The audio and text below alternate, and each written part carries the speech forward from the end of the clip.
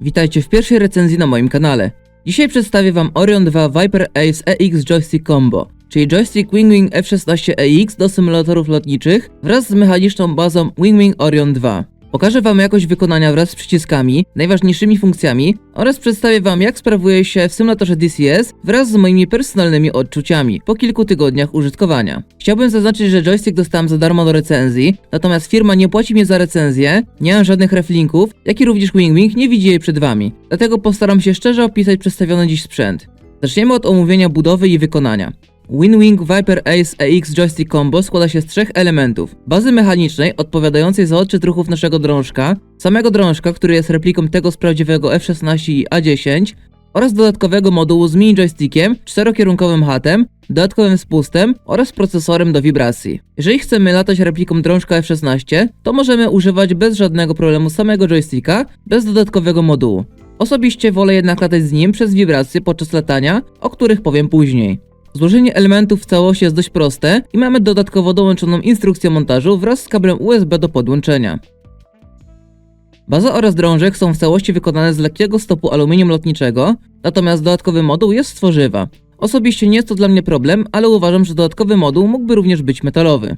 Pokrycie stanowi farba proszkowa odporna na zarysowania. Pierwsza rzecz, którą zauważyłem po wyjęciu z pudełka, to jakość wykonania i masa. Mimo że w porównaniu do Trustmastera wykonanego ze znalu jest i tak lżejszy, to nadal czuć, że mamy w ręku porządny sprzęt. Cały drążek jest bardzo dobrze spasowany i po zamontowaniu na bazie nigdzie nie doświadczyłem luzów.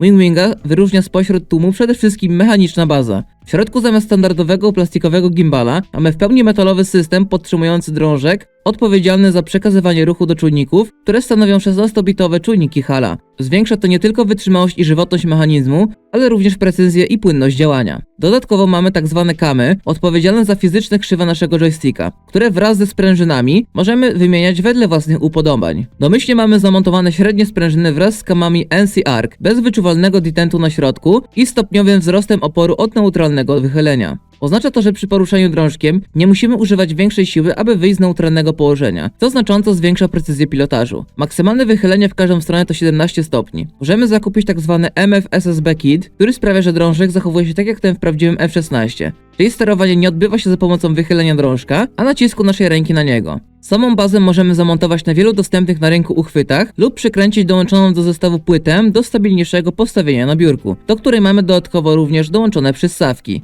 dzięki czemu sprzęt nie będzie jeździł nam tak po blacie. Nie są one idealne, ale mi to nie przeszkadza, gdyż najczęściej trzymam drążek na fotelu, między nogami. Przechodząc do drążka, tak jak już wspomniałem, jest to replika tego z F16 i A10, więc znajdziemy tam standardowe dla tych maszyn przyciski i HUD-y, natomiast WingWing upchał sporo dodatkowych. Mamy jeden 8-kierunkowy HUD, 5 czterokierunkowych HUD-ów, pickle button, pinky switch, paddle switch, dwustopniowy spust oraz dodatkowy spust wraz z analogowym mini joystickiem. Każdy z HUD-ów ma dodatkową funkcję wciśnięcia jako dodatkowy input.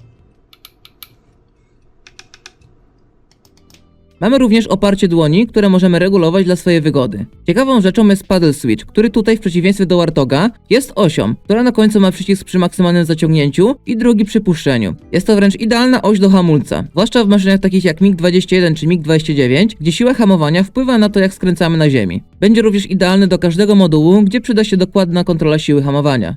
Dodatkowy spust jest również osią, która ma przez całą swoją drogę kilka przycisków wraz z przyciskiem przy maksymalnym zaciśnięciu. Dwustopniowy spust ma dość lekki pierwszy stopień z charakterystycznym kliknięciem, natomiast drugi stopień jest dużo twardszy. To wyraźnie jej różni, dzięki czemu nie naciśniemy przypadkowo drugiego stopnia. Każdy z HUD-ów oraz przycisków ma wyraźne kliknięcie i nie wymaga dużo siły do naciśnięcia, natomiast wymaga jej na tyle, że trudno nacisnąć coś przypadkiem.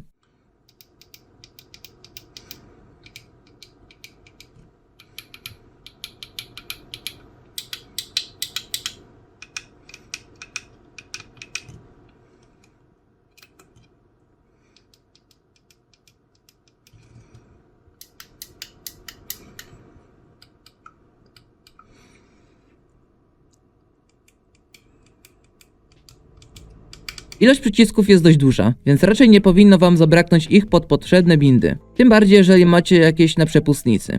Jest to duża zaleta, zwłaszcza latając z VR, gdzie więcej rzeczy można obsłużyć z joysticka i przepustnicy i nie trzeba zabierać rąk, żeby coś na klawiaturze kliknąć. Układ przycisków i hatów z F16 jest dość przemyślany i wszystkie rzeczy są dość wygodne i proste do sięgnięcia palcem, nawet mając małe ręce jak ja. W dodatku hat na dodatkowym module jest nieco obrócony, biorąc pod uwagę kąt, pod jakim będziemy sięgać do niego kciukiem. Również same przyciski są wykonane z lepszej jakości tworzywa niż w Warthogu, gdzie łamiące się haty to częsta przypadłość.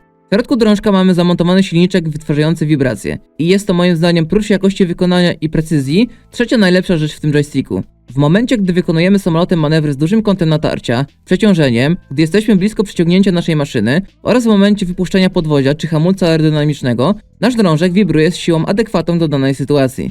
Również przy wypuszczaniu pocisków czy bomb oraz strzelaniu z działka mamy krótkie wibracje. Jest to rzecz, która znacząco zwiększa imersję, zwłaszcza latając w VR, jak i również jest zwyczajnie przydatna, gdyż czasem w feworze walki możemy nie usłyszeć np. dźwięku wypuszczenia pocisku czy wysunięcia klap i wtedy odpowiednia wibracja da nam o tych rzeczach znać. Na ten moment działa to w DCS-ie tylko z oficjalnymi modułami, ale twórcy zapewniają, że dodadzą wsparcie dla modów w DCS-ie. Wibracje po odpowiednim ustawieniu w SimUp Pro działają również w Falconie BMS. Nie miałem okazji testować ich w innych symulatorach. Aby korzystać z wibracji potrzebujemy programu WingWing SimUp Pro, który pobierzemy ze strony producenta. Dodatkowo mamy w nim możliwość kontroli i konfiguracji sprzętu, czy aktualizacji oprogramowania. Sam sprzęt jest plug and play. Po podłączeniu i zainstalowaniu aplikacji jest od razu wykrywany w symulatorach. Jak na razie testowałem go w DCS-ie i Falconie BMS i w obu przypadkach działanie i ustawianie bindów nie sprawiło problemów.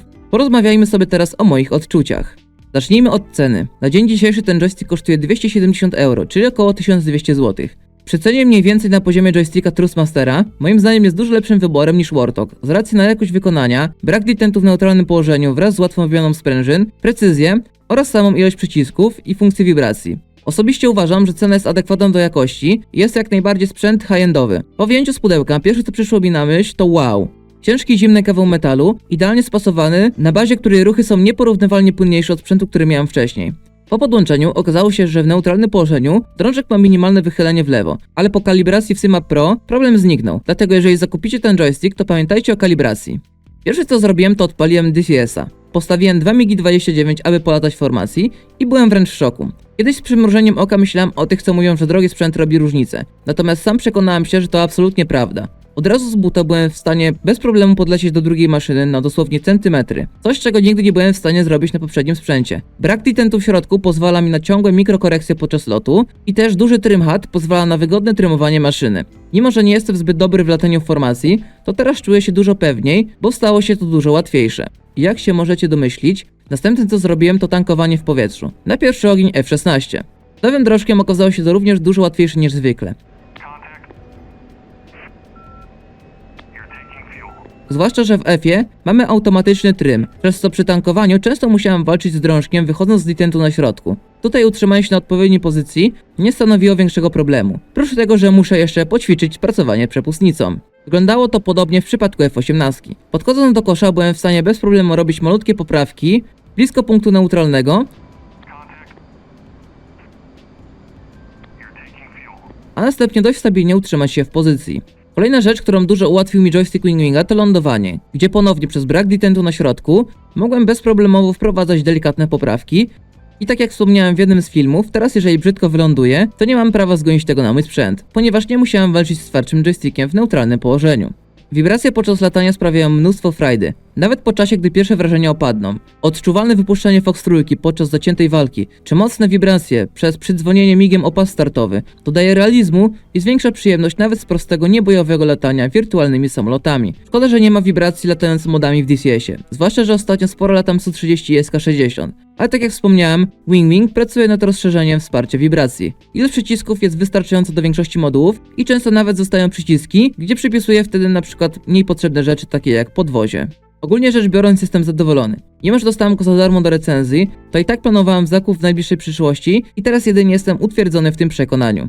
Czystym sumieniem mogę polecić go każdemu wirtualnemu pilotowi szukającego sprzętu już z tej wyższej półki, a sprzęt WingWinga jest dużo lepszy niż Thrustmaster Warthog w podobnej cenie.